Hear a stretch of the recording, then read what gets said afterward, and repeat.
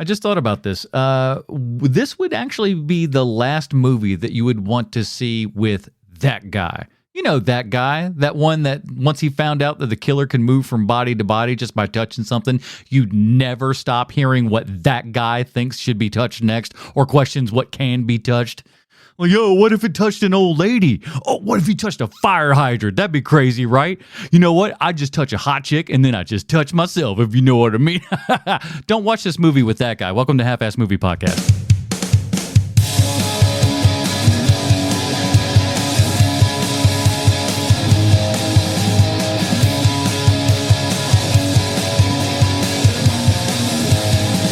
Ladies and gentlemen, welcome back to Half-Ass Movie Podcast, a show where we put together a half-ass theme as an excuse to watch movies. My name is Adam Portress, and joining me today, he too hates the Rolling Stones but loves the Monkees, Sweet Sean Zakovacs from the internet.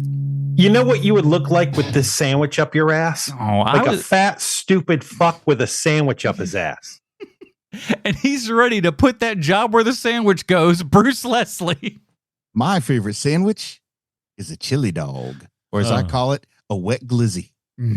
No, well, we hope you're staying dry out there, ladies and gentlemen, because back here on HMP, we are trucking along this month with our new series, Thankful, the action films of Denzel Washington, and we're jumping a few weeks forward from last week's Virtuosity, and we are on to 1998's Fallen. This was a Sean pick. Sean, what brought us about? Okay, so I have not made it quiet how much I love Denzel Washington. I think he's one of our finest actors. Hold on, let me write this down. Denzel Washington. I think that he has the weirdest energy of a major movie star, meaning he can play almost any character and it's going to work. Like whether he's a dirty cop or whether he's a lawyer who don't like the gays, or he could be a Civil War soldier, or he can be a cop who's trying to stop the devil. Like it just works because he's Denzel Washington, damn it. And he's great in this movie. As I said to you guys before, during the Patreon stuff, I had a moment at the middle of this week where I realized, you know, as much as I love Fallen and I love that movie, I haven't seen it in forever. So I was like, oh no, this movie might be bad. This might be one of those 90s movies where you're like, oh, this is so dark and gritty. And then when you watch it, you're like, this movie sucks so bad. Fortunately, that is not the case this week. Because watching it yesterday, I was like, oh, thank God. Thank God. It's like this is either going to be amazing or it's just going to be absolutely terrible in the most cliched 90s thing, and like everybody's wearing like just the worst outfits and stuff. Thankfully, this movie's not that for the most part. The only thing about this movie that is 90s goofy is what I like to call Tool vision, where anytime you're looking we'll be through talking the about killer's that. eyes, it looks like a Tool video. Yeah, I call that the Sony stretch. But that was on a lot of camcorders back in the day. This movie, other than that, though, this movie, I was so pleasantly relieved watching this movie yesterday. Oh, thank goodness! And Denzel just looking handsome and young, vibrant. So it is wild watching these movies because it's like, you know, we've kind of been, you know, for lack of a nicer word, stuck with Denzel for quite some time here. So we've kind of all aged along with him. So we see Denzel at his age now. It all makes sense. But man, you forget that when you go back 30 years or, 25 years plus at this point, and you're like, oh man, he was like, we have come a long way, haven't we? Because he is looking like a young buck in this movie. Yeah, he does. And I hate, well, the other 90s thing is his big ass jacket. That is whew. Man, he can't, when he's on that basketball court, he's got that super oversized polo shirt and the jeans that look like they fit somebody who's like King Kong Bundy size. Mm-hmm. I was like, oh, right. I totally forgot that was the fashion at the time. We was just dressing awful. Looks so dopey. Thank God he wasn't wearing a pair of Jinkos or something. That's the upside. Plenty of space to move around. But before we get into everything here, let's remind everybody that we have a little page, patreon.com/HMP. Those awesome people get pre-show, post-show, dinger zone, and help this show keep going. And then at the same time, too, we don't end up being like half the other podcasts that I'm sure you listen to, where there's 45 minutes worth of ads for shit that you don't want to buy.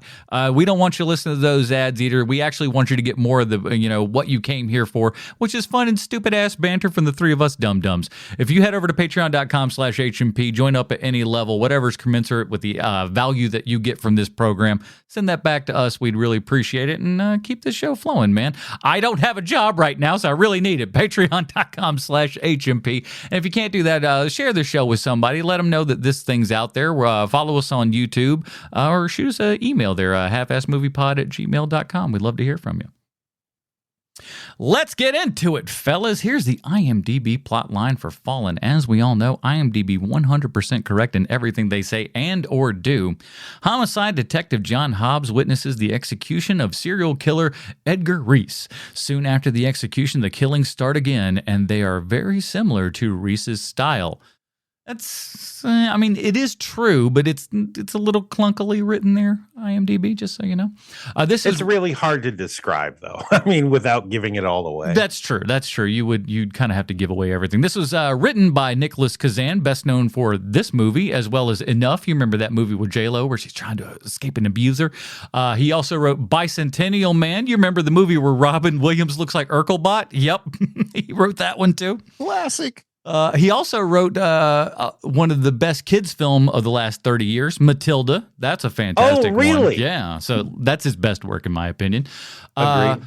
But he's probably actually best known for having a dad who was one of the most celebrated directors of all time. Sure, he just worked up through the mailroom. I'm positive of that.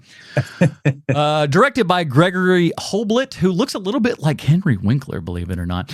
He did a lot of TV, including NYPD Blue. He directed Primal Fear just before this movie, so not too bad if you can get Edward Norton an Oscar nomination there.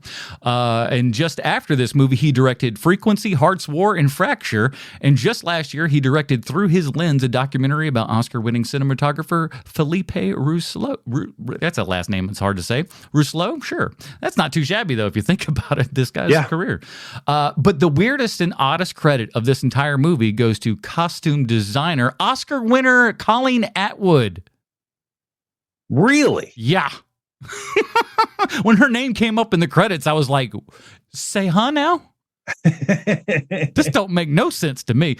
Starring Denzel Washington, John Goodman, James Gandolfini, Donald Sutherland, who, by the way, this is that crossover point where him and Kiefer look about damn near the same. M. Beth Davids and Elias Koteas. Yeah, man, 1998. I am like a junior in high school and everything. And I remember seeing this trailer nonstop. They leaned into the Stones, Time Is on My Side. Yeah. So good. Sold the movie and they like also crazy have to all me. of those great little moments with characters talking to Denzel's character. Mm-hmm. I remember that in the trailer a lot, especially the cute girl at the gun scene.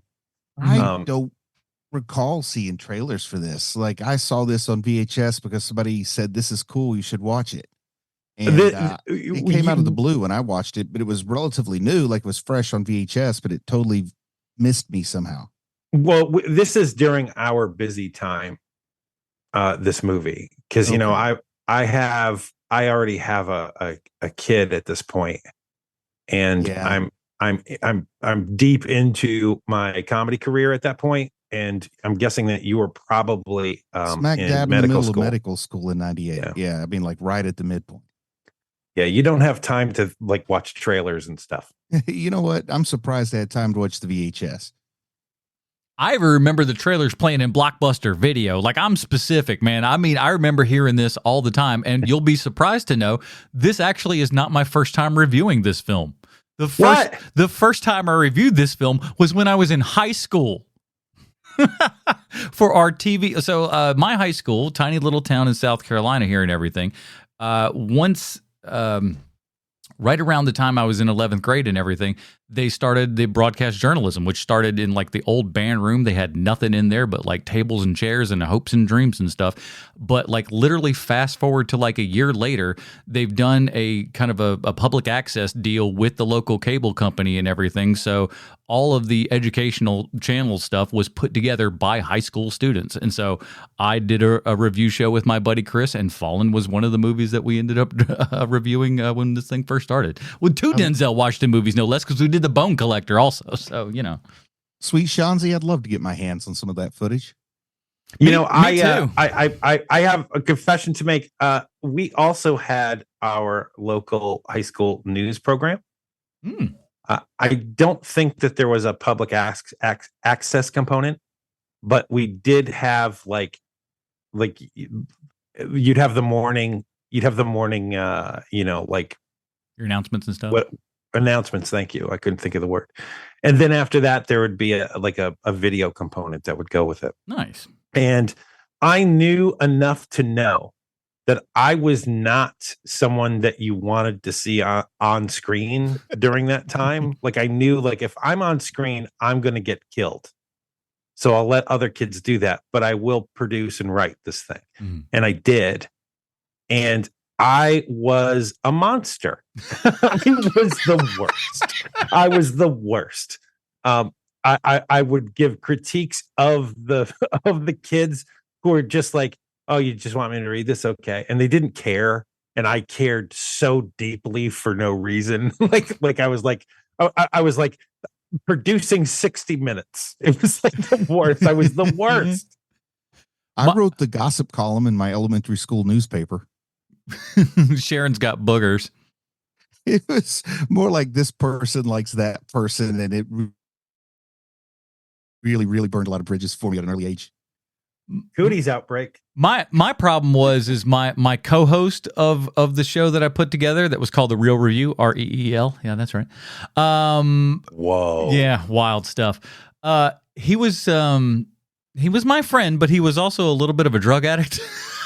That wouldn't come till later. And he'd kind of miss school and stuff a whole bunch, and so I was left doing a lot of work. And it's difficult to have a show with two people when the other person just doesn't show up to school 3/4 of the time. So we didn't produce a whole lot of programs, unfortunately. My heart was behind it, and I was just like, this is the only other kid that knows movies well enough for this, but he didn't have the dedication. Now I am happy to report he has gotten his life very much together. He is, a responsible adult working in the world, wife and kid and all that kind of good stuff. So, and if any of them, I thought for sure he was going to be the one that was going down hell's path, but he survived. So don't worry.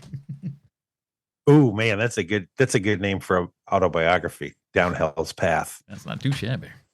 It really is. I need to write that down. So this movie. Mm-hmm. Movie. Let's go ahead and get into to talking about this a little bit. We all remember the conceit, and that's the song. But what I didn't remember until this time around is they understand they have to introduce the conceit and they have to introduce the rules, but they lean so hard into that they actually introduce a plot hole before the movie even gets started. Because he touches the prison guard, then the prison guard leaves the room, and then as he's dying, he's singing the song. But then later, whoever he touches immediately starts singing the song. So that's like, oh man, it got me trapped in a spot right there where the whole movie, I'm like, but wait, are they not going to explain? Wait. And that makes it enjoyable for me in a strange way. Sir, if I may. Yes, sir. He does touch that guard. However, he waits until they kill him so that his essence leaves that body, the body of the guy who was just gassed. And he gets into the prison security guy after that. And I also thought, like in the age of vaping, that gas chamber suddenly does not look intimidating. No, it looks. I'm like, that's not even. When I did my little funny joke with my fogger, it got worse than that. Yeah. I feel like we should take like that clip and make it look like a public warning against the dangers of vaping. Look what happened to this guy when he vaped. The problem that I have with the conceit of this movie is that you shouldn't be able to transfer through touch of fabric. Yeah. Yes. That's another one. Be skin on skin. Yeah, I agree with that one too. But that one it was bugging the hell out of me. Or you can just touch anywhere. That's all. No, That's also the thing is that you can not just only, but it's touch anywhere, and you're anything like literally like your shoulder to shoulder, like between like fabrics. Even it's like it's. And I started crazy. wondering if it was Shocker the way he would like move through crowds like an electric current. There's a little bit of that, but at least. I do like how we can kind of, skirt the rules whenever we kind of feel like it a little bit in this movie, and I don't mind it. It's just like, oh, yeah, by the way, it goes into the air, but it can only go like 3 miles. I'm like, how the hell do you know that shit? Well, it's the cubits from the Bible, right? That's kind of how they like, and it like hand wavy, and this is how this works, kind of a thing. I do have to say they have a mountain to climb because audiences aren't super sophisticated in 98 yet. So they have to explain the body hopping in a way that even the dumbest audience member is going to be able to understand it, but they don't want to over explain. And so it's a really clever way that they get that done. And I can remember being one of the dumbest people watching this movie in 98 when it came out and being like, oh, I get it. And I got it in the police station. And so I was like, oh, I wonder how many people got that. I think that it might have just been me. I want to confess I'm holding this movie to a higher standard, too, because Denzel's in the lead. I mean, I have no problem with plot holes. I have no problem with this absurdity as long as I'm having fun. But suddenly I'm watching this like it's competing with Silence of the Lambs and not competing with an Emilio Estevez direct-to-video joint, which is really kind of where this market was probably geared towards a little closer.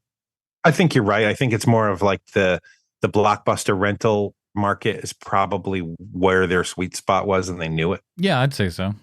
But Denzel's still a big deal in 98. I mean, he's post-Oscar Denzel at this point. Yeah. So it's just strange for me to see a lot of money poured into something and then to think like, well, this shows signs of being written by a committee, which I guess that's probably why it looks that way. Well, that's probably what happened. Here's the thing, though, is like we're in 98, the late 90s here. We are kind of letting people just do whatever. There's a little bit more kind of freeness in a way, because I think like your Miramax and stuff coming around is allowing other folks to kind of step out and take weirder and odder chances and stuff than we were. And of course your Screams or your post Scream here and everything, so horror movies are kind of coming back, and there's a little horror-ish element to this thing and everything. So they play off that kind of stuff as much as they can, but thankfully we don't fall into any of the, many of the late 90s and early 2000s trappings of these movies with like really shitty soundtracks and stuff like that. Thank God this movie doesn't have that. It's kind of surprising that you're not hearing like a Korn song or something. Yeah. And I would say a big plus side is just the overall tone. I'm enjoying the performances. It's shot so well. The sound is good. And as long as I'm enjoying the moment, I don't get bogged down by the big picture plot. So that's kind of what makes it enjoyable for me after I kind of introduced, in my brain, the little plot hole. Then it was easy to just kind of relax, though, and enjoy the ambiance. Like it really does have a good feel to it. And, you can tell this is maybe peak.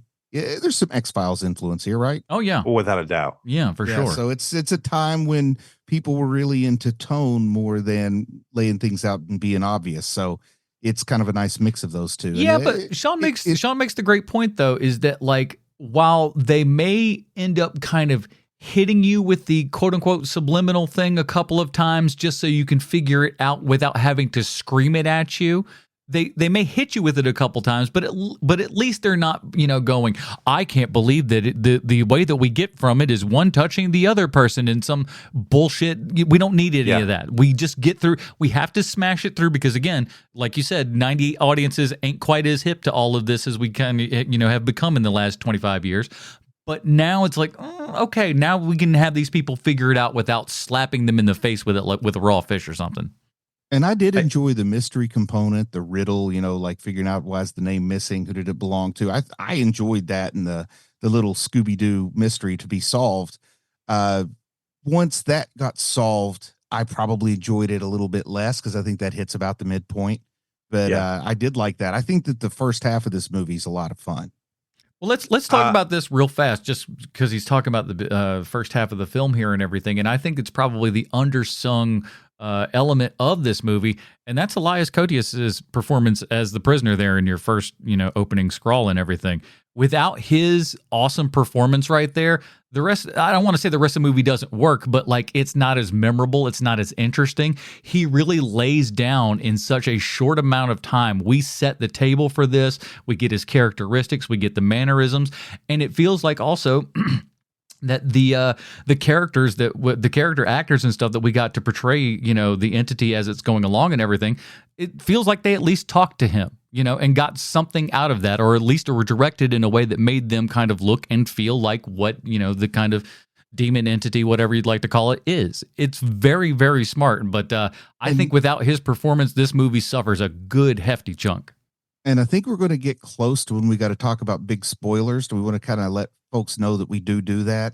Yeah, just in case if you hadn't seen I know this we one. used to always do that at the top of the show, and now it's kind of people have chilled out about it, and we are sort of assume they're cool with it at this point. But I do want to mention it because having not remembered the details of this, I didn't realize the ending, so that hit me fresh again. So it really picked me up right at the end. Mm-hmm. That's great. Getting a little endorphin rush at the end and having a fun first half goes a long way with me, but I am going to go ahead and just say right now that I feel this movie is too long for a pulpy story. I think it is long. Yeah. It is too long. Adam and I are always in lockstep with this. The second that I thought like, oh, this movie's a little too long, I was like, Adam definitely thinks this is too long. Mm-hmm. This movie could easily lose 20 minutes and it would be a better movie for it. Yes, and there is stuff to cut. We languish in some bullshit for a while here that we don't need to. You've gotten the point across. Let's get trucking.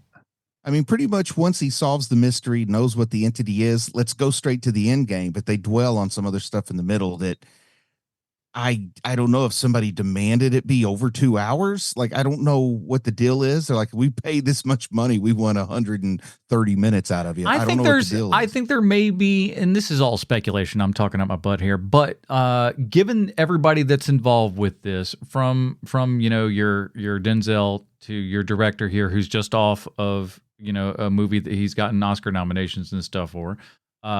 John Goodman, still, 98, he's hyping up, he's still big in television and stuff and still doing plenty of movies and whatnot. So like getting him is a big deal in there. Like, Gandolfini hasn't hit his shot yet here and anything, but he, like, if you look at his career, he's been kind of jumping up little bit by little bit. And This is a bigger role for him right now. So we are definitely leading into this time, that kind of true romance time and stuff like that. So Gandolfini's star is rising and stuff like that.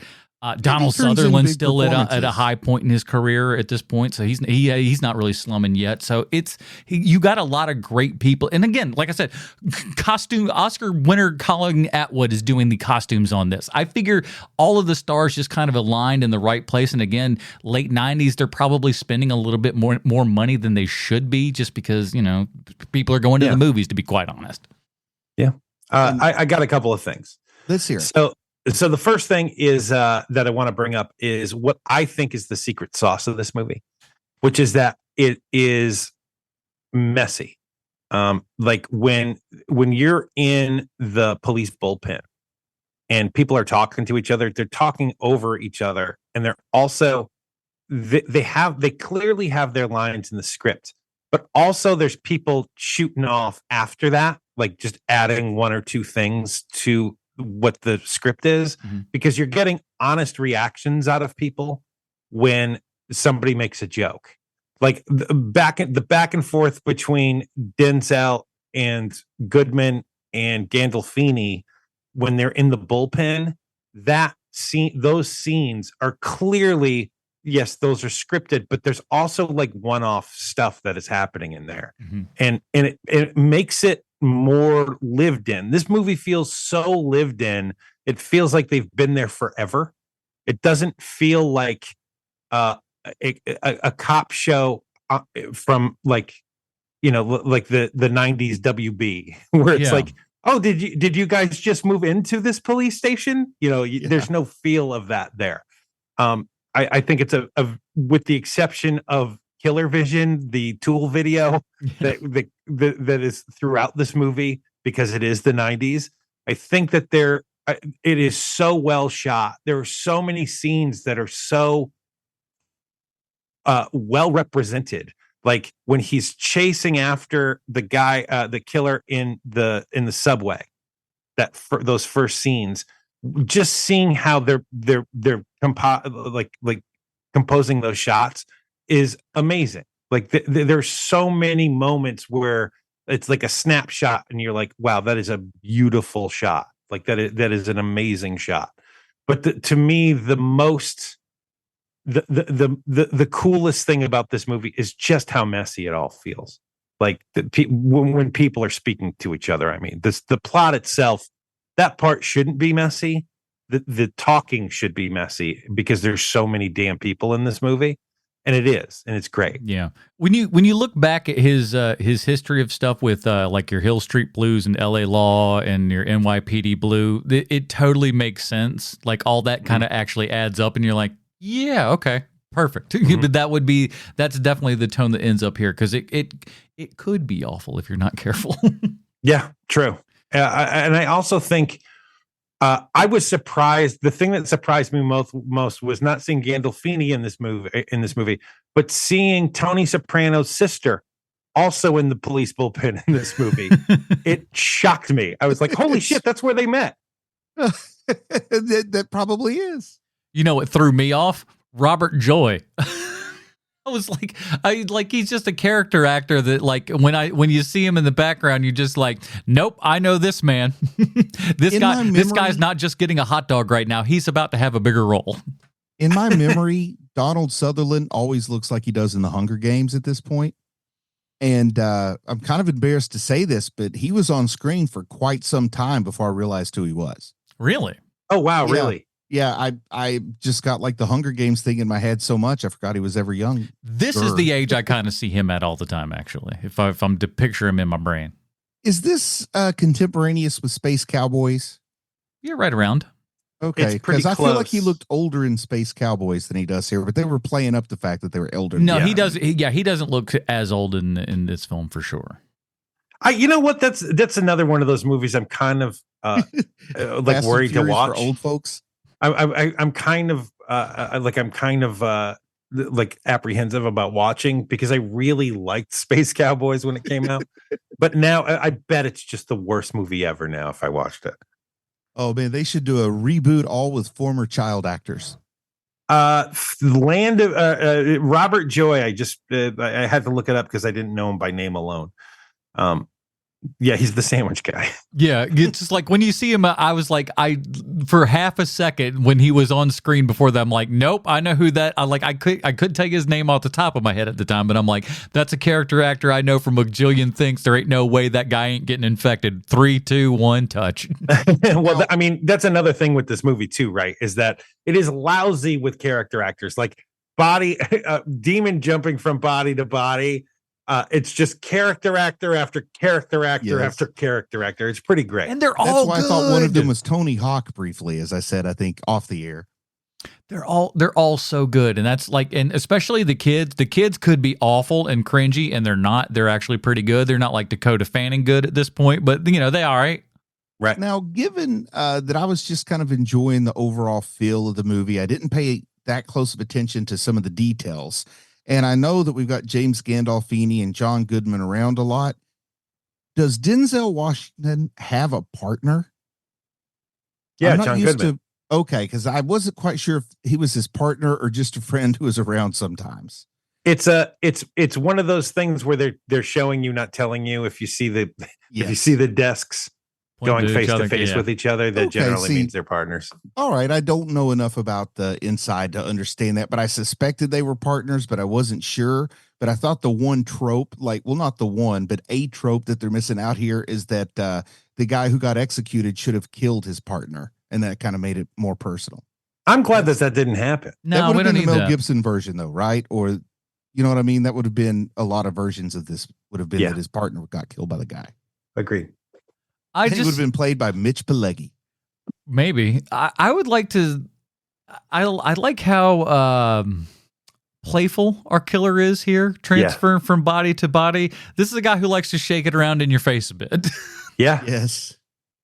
It's so much fun that he just goes, like he goes, I mean, do all demons just kind of go, well, I'm going to be a bit of a naughty boy today and just kind of have a bunch of fun, go around and like, but it's so cool. And we like, especially with the Gandolfini stuff with him in there, touching him, putting that in and just like, a little spelly outy for a 90s audience because you kind of have to be, but you have to, man. Like I said earlier, I think that your audience, while it's getting sophisticated, you need to kind of hold their hand to get this is before everybody knows what a prequel is. Like this is before multiverses. Yeah. This is before all of that. Like you have to kind of like handhold. It's the trick that the Matrix has to pull off correctly, right? Or like, listen, we know that this is a big explanation and we need to explain it, but we can't just say like, you mean there's a demon who hops from body to body? Yeah. Like you just can't do that in this movie. It's too smart a movie for that. I wouldn't say it's a smart movie, but it's certainly not a dumb one. Exactly. Either. It's not a dumb movie, but it's not a smart movie. That's correct. Now, here's what I want to say though, about not being a dumb movie, not being a smart movie. It had one scene that to me, it was the standout scene, and it's a small moment, my favorite moment from the film, and it feels way too smart for this movie. But when Denzel's talking to James Gandolfini, because I don't bother with character names sometimes, well, they're talking about Cream, which is, taking bribes and, right, looking the other way on some things. And how does Denzel feel about it? And he's like, even a crooked cop is still a cop, and you're still out there doing more good than most people. And I thought that kind of sums up the sort of coping mechanism I have with so much of life. It's the only way I can keep going is by not expecting anything to be perfect. And I just felt like that moment was entirely too big and too profound, that small moment in this movie. And I thought, like, wow, I can't believe that was written by the same people that wrote some of the other stuff. Bruce is going to be like, I didn't murder anybody, did I? Guess it's fine then. Shut up. Guess that's how it works. Let's see. There's a couple other things. Like I said, you're right, Sean. My favorite part is just the Sony Vision camera. Again, why we thought this was the coolest thing ever. But man, but the bet Adam, I'm going to tell you straight up. I remember watching this movie, and that was like, there's like not even a thing where I was like, oh wow, that's what they're going to use for killer vision. Yeah, like at the time, because it was just everywhere all the time. Like even like anti-drug campaigns had that kind of camera work done. Like it was just literally everywhere. And so when it shows up now in a thing 35 years later or 25 years later, it's like, oof. Speaking of that many years later, just isn't it odd to see characters smoke on screen? It is. I love it. You just don't. I lost the signal for just a second there, but I did want to kind of build on like what Sean was saying there before we were talking about the smoking. But the smoking is kind of a weird flashback because that makes it like an automatic R now, doesn't it? Yeah, just about. It's a strange one, but here's the best part though, is that like it's not for nothing. The smoking's in there, and it ultimately ends up being a reason, which I forgot because obviously I knew how things ended because I'd seen the movie previously and stuff. But it's one of those like the final touches. You're not quite sure exactly. It's like, well, how do we finally get this sort of thing? And so the smoking actually makes sense and is nice. And it was one moment where I thought, oh, this movie's a little bit more clever than I had thought it was. Did you guys have many opinions about the character that's the adult daughter of the name that was missing, the original cursed guy or whatever? Because I felt like she was a bit of a wet blanket thrown in the middle of a pretty fun film. Oh, I love her, but good. I understand where you're going with that. I think that but my love for Matilda is really kind of shaping my because I love that movie so much. And I feel like she's the one who brought the most what I would call X-Files acting into it, almost like she's trying to be just a little Scully. Was that the red-haired lady? Yeah. I mean, listen, it was quite popular at the time, so many people were kind of duping and doing their best to ride those coattails. I mean, hell, they even did it themselves, where they're just like, you know what people want? A Lone Gunman spinoff. Like, we had some crazy thoughts back in the 90s, you know? Yeah, but it wasn't at all bad time. You know, you can have fun watching this. Can we talk now about the ending, how we felt about it, the pluses, the minuses, anything like that? Or is there more meat and potatoes before let's that? real quick, John Goodman, just because he's a little understated in the performance and everything. At least he kind of has something to do a little bit more towards the end, thank God. Because for a while there, I was just like, I felt like I remembered Goodman having a little bit more something to chew, and we finally do get it in that kind of third act and everything. But there's something about him. I love him in kind of weird cop roles and stuff because he seems like there's a duality of John Goodman in that he's this big giant man who looks like he could very much hurt you, but there's also a soft and gentle guy inside there that you can kind of see, and like he rides that line so well. And I think it's an understated performance, but I think he's actually really good in this movie. I begged and begged and begged to see King Ralph, and I did not regret begging. I loved King Ralph back when it was a fresh thing. I think that Goodman in this movie, Goodman kind of feels like he's like the Voltron of actors to me, because when we were kids and when Bruce and I were kids and we would watch Voltron, like the plot of Voltron is always the same. It's lions go to protect the planet. A roe beast comes in, just kicks the living crap out of those lions.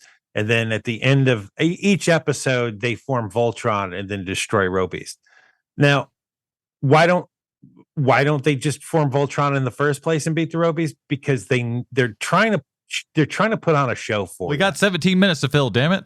Exactly. And so I think that Goodman does that whenever he knows he has something later, but he kind of understates the performance because he's going to blow up later. Like, oh yeah. Think of like just the river of ham that he's acting in something like "Oh Brother, Where Art Thou," and then juxtapose that with something small like this, where like he knows he's got this big meaty dinner coming at the end of the movie, so he's just gonna order the side salad for now, and it happens, and like you can kind of see it coming. I mean, like, oh, well, he's definitely going to be. You don't hire John Goodman to, more or less, not always, but for the most part, you're not hiring him just to be a kind of demure type character. That doesn't really happen a lot with him. Now, he can play that, and as we see in this movie, he can have that range to go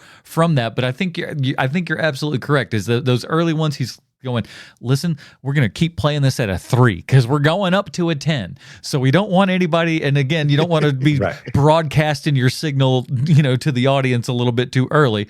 I'm just John Goodman. I'm a good cop. I'm a little bit more laid back and stuff. And I could never be the guy. Hey, if you stay too close to the ceiling, there's no room to jump up and down. It's one of the things that I'd forgotten about it is how fast it can go through people and how quickly the game is, so to speak. How he's walking down the streets and it's just touch, touch, touch.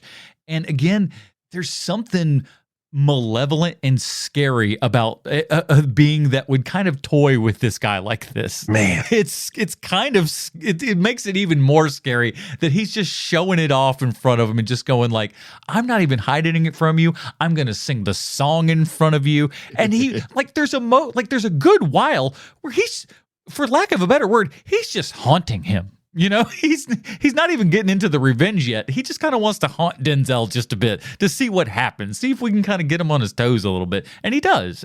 But then when he finally tells him who he is and shows his cards and everything, he never stops showing the cards, which again is kind of fun. But also then he's out looking at all the other people and stuff, and it makes everybody, a possible assailant, if you will. So it very, very well handled. Dude's a demon, and he keeps just prank calling Denzel Washington. I love that, man. Something about that just seems right. It had to be there, kids. You had to live through the 90s, but it seems right. I'm a demon, but I'm petty. I think Star 69, the devil. I think it's so much fun in games when Beth David's character is trying to run away from him on that busy sidewalk, and it just he tries to catch up with her by like people just bam, bam, bam, like touching the next person in front of them. Man, the fun and games in that and her like running for her life. So unbelievably cool. And like everybody that kind of like that knowing look then that every person kind of ends up giving him and stuff and like, oh, so good. Just very like, because it puts you in that role because there's so many things that like they don't quite express it in this way all the time, but like they almost put you in kind of that first person perspective of you looking right at it and just like, oh God. Yeah, because if anyone came at you that way in real life, you would be wildly scared of that because that's not how people work. They don't just stare you right in the eyes as they're walking at you. It's true. It's so frightening. Bruce, would you believe me if I told you that the woman whose performance you don't really love in this movie is in Army of Darkness? Yes, I know exactly who she is when you say that. I didn't recognize her when I was watching the film, and then as you say that, then I immediately know who she is. I totally forgot that she's in Army of Darkness. I always forget she's in that movie. And sadly, I mean, I've watched it not all that long ago, and until you said something, it would not have. I would have never said anything on my own. Because you know what you remember from that movie? Bruce Campbell and skeletons. It's true. That's about it. And this is my boomstick. Yeah.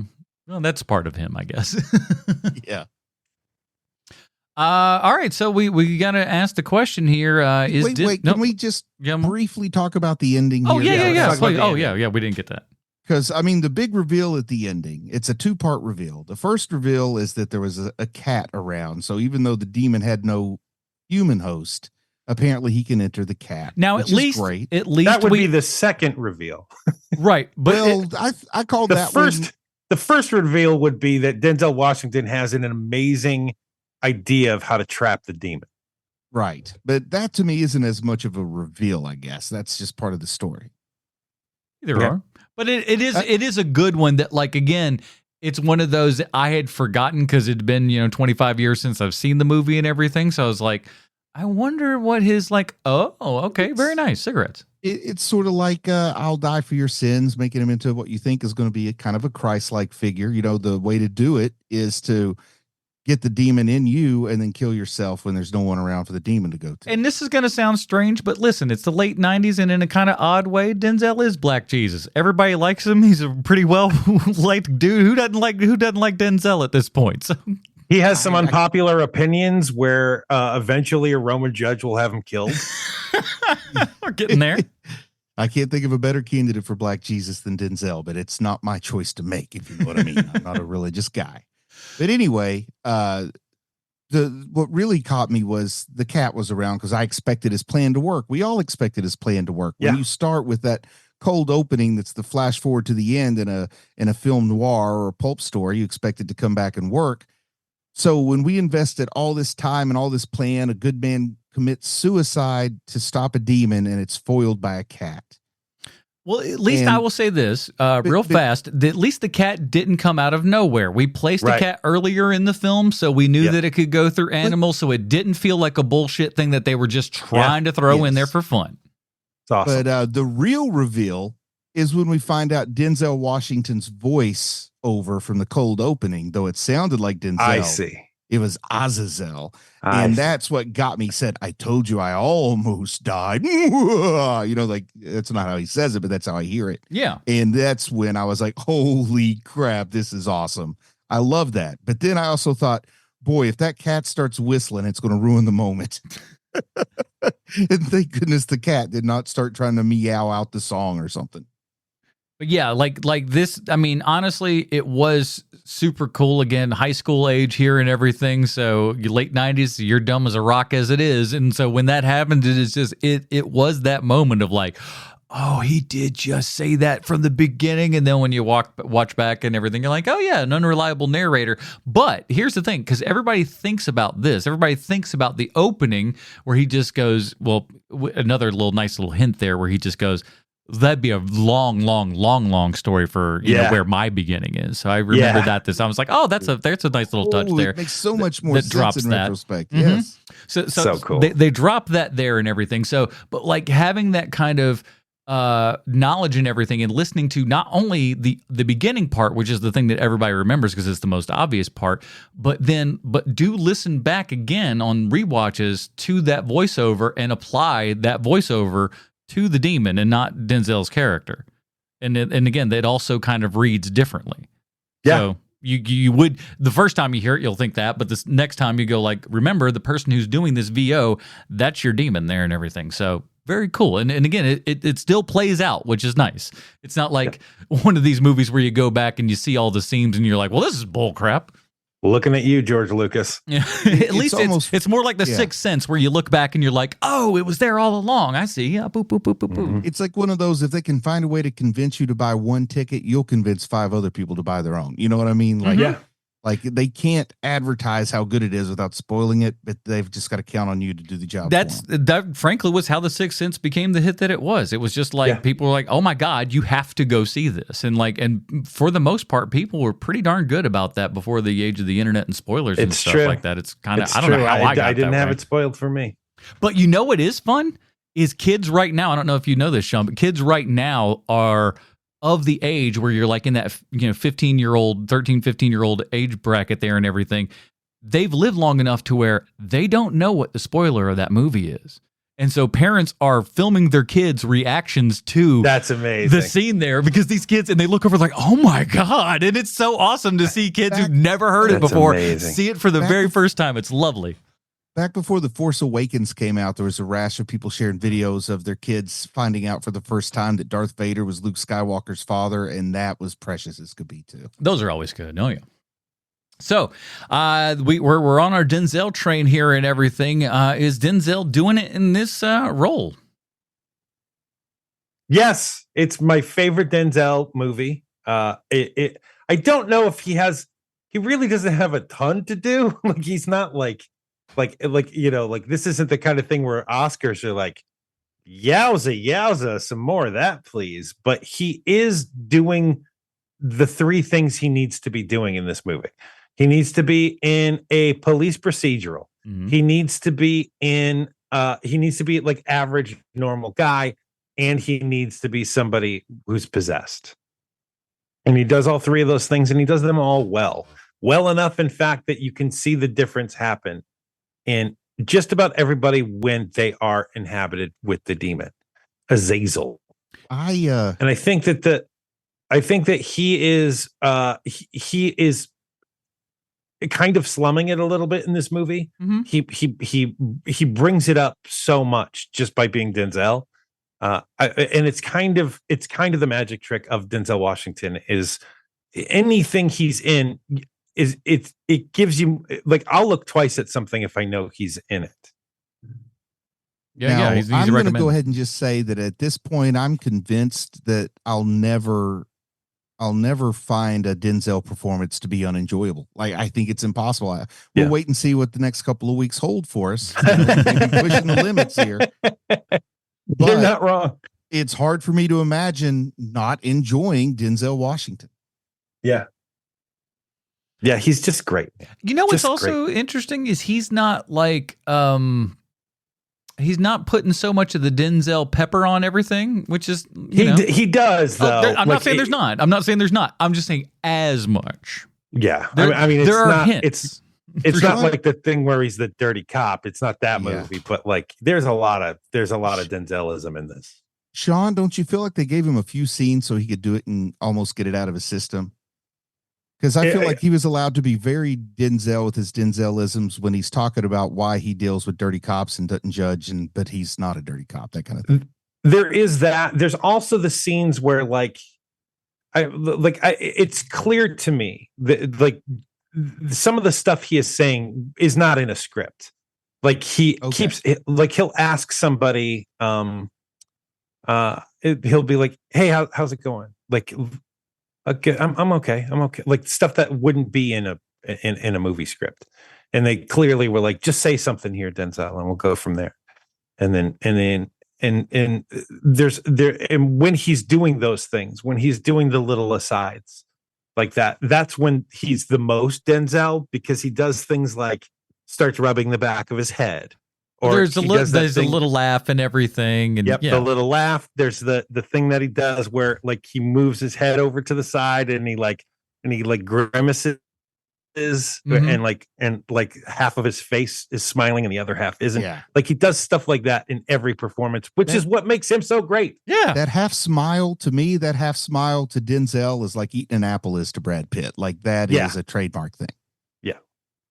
If you wouldn't do it, you'd be disappointed. I guess it's time for the big question, Adam. Yeah, is this movies only come in two forms? Is this one art or fart? Let's start with you, Bruce. I think that it could be easy to make an argument for this being fart if it weren't for one thing and one thing only, and that's Denzel. Denzel makes it art. It has a nice twist to the end, but I don't know if I'm following it. I don't know if I'm watching to the end if Denzel's not in it. But he's enough to push this over from fart to art to me. All right. Sean? I think I know. Bruce, you had a good point earlier, is that the first act of this movie is great. And I think also what redeems this movie, not just Denzel, is the ending of this movie is just a banger. The thing people don't remember about The Usual Suspects is The Usual Suspects is a very long, slow movie. That's correct. That when you're watching it for the first time, you're like, I have no idea why everyone thinks this movie is so great. And then the ending saves the rest of the movie. This is better than that. This is paced far better than The Usual Suspects is, although it is too long. I love this movie. I've loved this movie for 25 years. So of course I'm going to think it's art. But I do understand the people who are like, it's too pulpy. I don't like the fact that it's a police procedural, but there's also supernatural elements to it. Like I totally can understand that. But this is so my jam that I just love it. It's art. Yeah.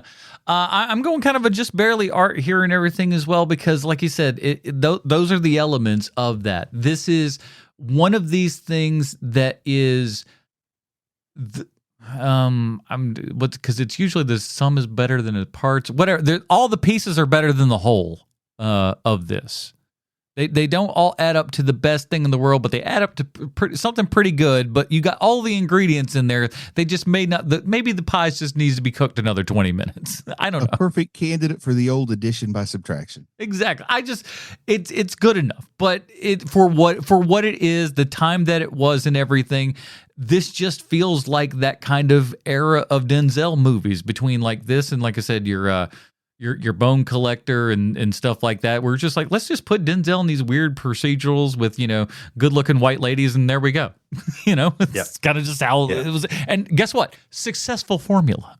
It worked pretty, it worked pretty well for quite a while. And then we kind of moved on to other cool stuff and everything with him. Luckily, he's diverse enough for all of that. And we got a little bit of a diversity coming up next week. We'll talk about that in just a second. Sean, where can they find more of your work on the internet?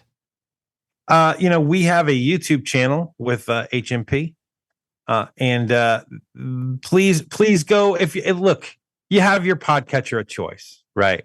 You can listen to a podcast however you choose. I am becoming more and more of a fan of listening to podcasts on YouTube, just because the podcatcher commercials aren't in there. Yeah, and I know that we don't have commercials anyway. But you should check it out. Like it's a good way to listen to the show is through YouTube. Do it. And I'm going to be putting some actual more video content and stuff up on that page and stuff as well. I think I'm trying to figure out exactly what date we're going to end up doing it, but it certainly will be this month because I'm going to do a Criterion Haul with a buddy of mine, and we're going to put that video up there and stuff just to do something a little different. So yeah, check out the YouTube page, everybody. If it's time for your family to leave after Thanksgiving, just pop on Werewolf Fighter on the big TV, and they'll all have reasons they got to get somewhere. So keep that in mind too. That's not a bad thing. Listen, there's sometimes you got to get the folks out of the house, and you can only say Feliz Navidad so many times. You got to bust out the Werewolf Fighter. That's what I always say. That is it. Check me out on TikTok where I'm doing fun stuff. I tried to, and it's good. Check out it's Adam Portress. All the links are there in the show notes. As always, that will do it. Bruce, what are we doing next week? Since we got your choice on the table here for our Denzel Washington, the action films of Denzel Washington. Back in the old days of hero movie podcasts, there were a few films that were always a bridesmaid but never a bride, always nominated but never got the win. And one of those was Two Guns, starring Denzel Washington, based on a graphic novel that I got for like a quarter or something somewhere. And when I say I got like what would normally be a $20 trade paperback for a quarter. Woo. So that should tell you how good this thing is. All right. So they got I wonder if they purchased the rights as much as you did for that book. Is that how that worked? Where they're just like, it's free. Go ahead and do it. It's in the public domain at this point. So we'll be checking out Two Guns next week, everybody, with more thankfulness for being thankful for Denzel Washington, the action movies of Denzel Washington. That is it, everybody. Join us next week for that. For Sweet Chance of Kovacs on the Internet, Bruce Hussey, I'm Adam Porter, reminding you that the only difference between art and fart is an F.